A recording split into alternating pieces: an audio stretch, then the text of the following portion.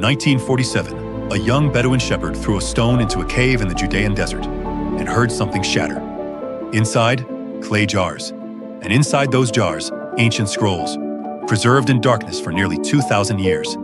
Those scrolls are known today as the Dead Sea Scrolls. Among them were writings from every prophetic book found in today's Bible, virtually identical to the text you read now. Carbon dated to over 2,000 years old and independently verified, untouched, unchanged. What was written then is what you hold in your hand today, but what miraculously survived was nearly lost to the Roman 10th Legion.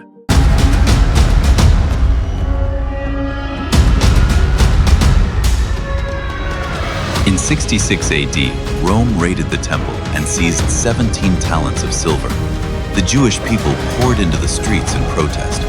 Rome answered by slaughtering 3,600 men, women, and children.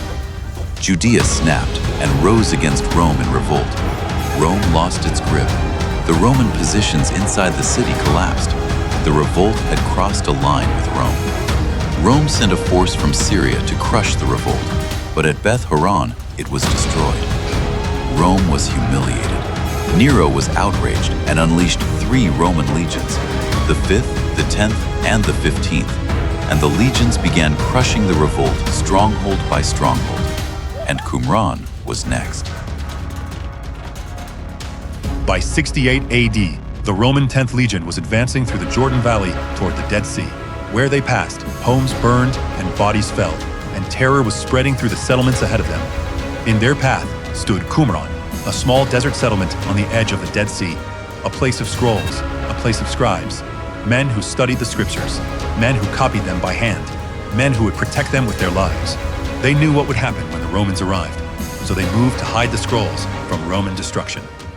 As the Roman 10th Legion drew closer, people in Qumran were fleeing.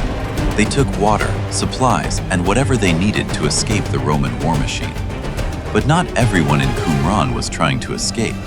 For the men responsible for the scrolls, one thing mattered more than escape: saving the scrolls.